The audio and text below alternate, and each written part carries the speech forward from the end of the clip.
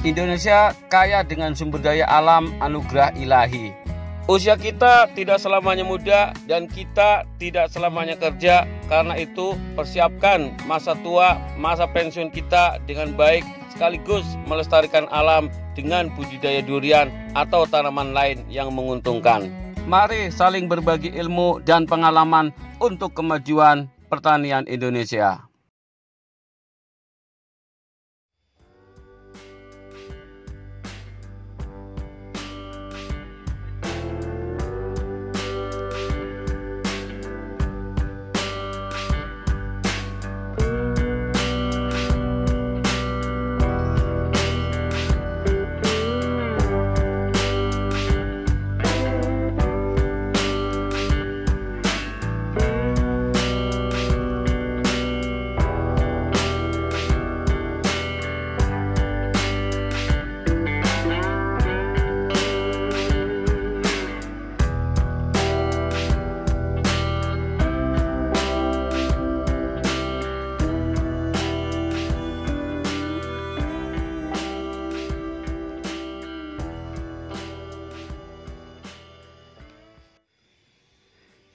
Assalamualaikum warahmatullahi wabarakatuh. Jumpa lagi di channel Durian Mas Tegal. Teman semuanya, saat ini kelihatannya curah hujan sudah mulai jarang ya. Sudah mulai masuk kayaknya ke musim kemarau. Ada beberapa hal yang perlu diperhatikan ya menjelang masuk musim kemarau, yang tentunya disesuaikan juga dengan kondisi di tempatnya masing-masing. Teman semuanya, ada beberapa hal yang perlu diperhatikan untuk pengelolaan durian pada saat menjelang musim kemarau. Yang pertama, kecukupan pengairan. Pengairan ini menjadi faktor yang paling utama dalam pengelolaan durian menjelang musim kemarau. Karena itu pastikan kita memiliki infrastruktur pengairan yang memadai, kemudian laksanakan pengairan secara rutin. Yang kedua, antisipasi potensi serangan hama. Kita harus waspada terhadap serangan hama, khususnya menjelang musim kemarau. Biasanya hama kutu putih atau kutu kebul itu akan menyerang khususnya daun durian. Karena itu, pastikan kita menyiapkan ketersediaan pestisida, baik insektisida ataupun fungisida. Kemudian lakukan penyemprotan pestisida secara rutin ya, baik untuk penanganan ataupun pencegahan terhadap serangan hama tersebut. Teman semuanya, itulah dua hal yang perlu kita lakukan treatment untuk durian menjelang musim kemarau. Sharing berikut merupakan pengalaman pengelolaan durian di kebun saya menjelang musim kemarau. Yang pertama adalah kita perlu memastikan kecukupan ketersediaan air ya, untuk antisipasi terjadinya kekeringan di musim kemarau. Artinya kita harus senantiasa memastikan tanaman kita itu kebutuhan airnya itu terpenuhi. Itu yang utama, itu yang pertama di musim kemarau. Nah, ini terlihat dari tanaman yang kita rawat ini, apakah terlihat daunnya pada menguning atau pada rontok atau kering. Itu bisa jadi tanda-tanda kekurangan air. Jika kita lihat tanaman kita mengalami kondisi kekurangan air, yang pasti segeralah lakukan penyiraman ya. Seringkali hal ini belum sepenuhnya bisa diantisipasi oleh biasanya yang jaga ataupun yang rawat kebun ya, karena ini musim peralihan, dikiranya kebutuhan airnya itu masih terpenuhi. Teman semuanya, kalau di kebun saya ini pengairannya menggunakan saluran keran pipa ya. Kita tinggal buka ya teman-teman semuanya, kita lakukan.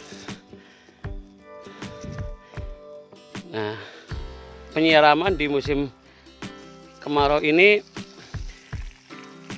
jangan sampai telat ya teman-teman semuanya. Setiap hari harus kita lakukan penyiraman durian secara maksimal, yang pastinya ditujukan untuk memastikan kebutuhan airnya ini terpenuhi. Nah, ini kelihatan tanahnya udah agak mengering nih. Nah, kalau di kita biasanya pengairan ini di setiap pohon kita siapkan keran ya, tinggal buka stop kerannya, kemudian didiamkan lah 10 sampai dengan 15 menit ya untuk per masing-masing pohon. Ini kalau musim kemarau ini harus rutin setiap hari kita lakukan. Nah, ini kelihatannya pohonnya sih belum belum kekeringan ya teman-teman semuanya. Artinya kalau kita lihat dari daunnya ini kebutuhan airnya masih terpenuhi. Tapi menjelang di musim kemarau ini mau tidak mau itu harus lebih diintensifkan yang namanya pengairan. Saya yakin di tempat lain pengairan modelnya beda-beda ya. Ada yang pakai model lep lah, ada yang pakai sprinkler, ada yang pakai ember. Nah, kalau di Durian Mas Tegal di setiap pohon ini kita buat saluran air ya, dimana kita tinggal buka keran untuk proses pengairan. Nah, itu yang pertama ya teman-teman semuanya.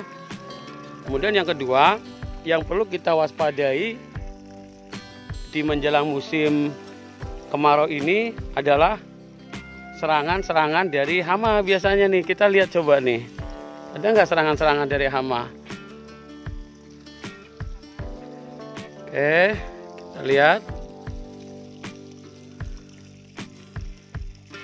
Nah, itu dugaan saya nih, ada serangan hama kutu kebul. Nah, hama kutu kebul ini memang biasanya menyerang durian-durian yang daunnya bagus pastinya ya, karena dia suka hinggap di daun-daun yang tumbuh subur. Apalagi ini menjelang musim kemarau, proses perkembangbiakannya itu sangat cepat.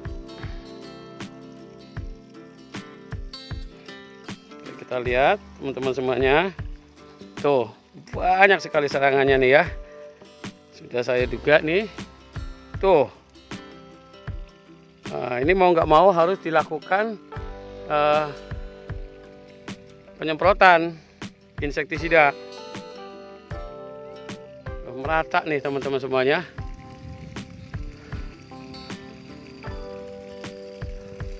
Tuh.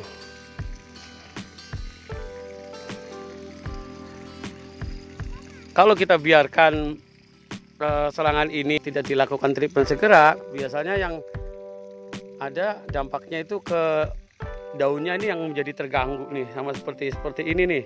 Ini kemungkinan bekas gangguan dari kutu putih ya. Kelihatannya agak mengkerut, agak tidak bagus lah, sehingga pastinya mengganggu proses fotosintesis yang dilakukan oleh daun tanaman durian ini. Segera kita antisipasi ini, mumpung ini masih muda nih. Ini yang udah pernah kena nih, jadi mengkerut begini nih. Oke, kalau kita biasanya menggunakan insektisida Kurakron ya untuk membasmi kutu kebul. Intinya karena ini hamanya ini sudah kelihatan ya, kita gunakan yang insektisida sistem kontak gitu. Artinya kita semprotkan langsung ke hamanya dengan harapan langsung mati lah ini kutu kebulnya nih teman-teman semuanya. Oke, teman semuanya, kita akan lakukan treatment untuk penyemprotan kutu putih ya dengan menggunakan insektisida Kurakron. Ini sudah saya buat larutannya. Kita gunakan satu tutup botol di semprotan yang sekitar 1 liter teman-teman semuanya.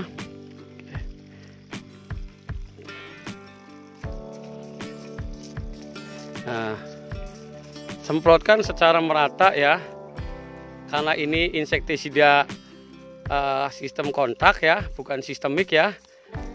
Jadinya harus ditujukan ke hamanya secara langsung. Tuh, langsung pada kabur nih teman-teman semuanya. Lakukan penyemprotan secara merata. Ditujukan ke kutu putihnya ya, biar kena nih. Oke.